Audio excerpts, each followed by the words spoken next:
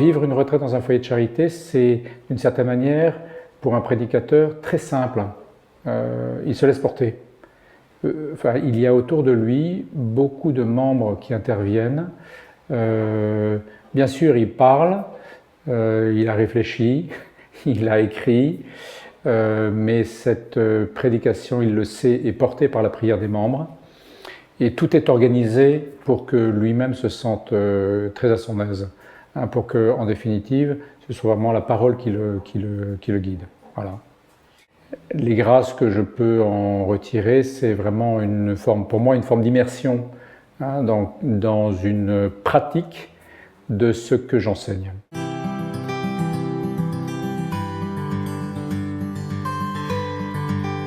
Je dirais que c'est une retraite du peuple de Dieu. Hein, tous les états de vie sont présents. C'est des retraites qui s'adressent à tous. Voilà. Des retraites qui s'adressent à tous et qui prennent en compte la totalité de la personne. Je ne suis pas sûr qu'il y ait des retraites équivalentes. Dans la mesure où, si vous voulez, le choix de s'adresser à tous correspond aussi à ce que l'on transmet, c'est-à-dire la totalité de la foi.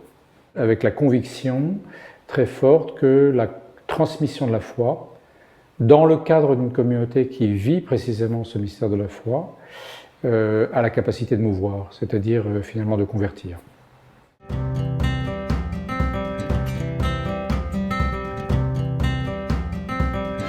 Venez vous reposer. Voilà, c'est une invitation que le Christ adresse à ses disciples après qu'il les ait envoyés en mission et qu'ils soient revenus. Venez un moment à l'écart pour vous reposer. Ben voilà, on vient se reposer dans un foyer de charité. On vient se reposer dans un cadre familial. En général, les foyers sont des beaux lieux. Donc il y a aussi un repos qui est celui, on va dire, de l'esprit, de la vue, des sens.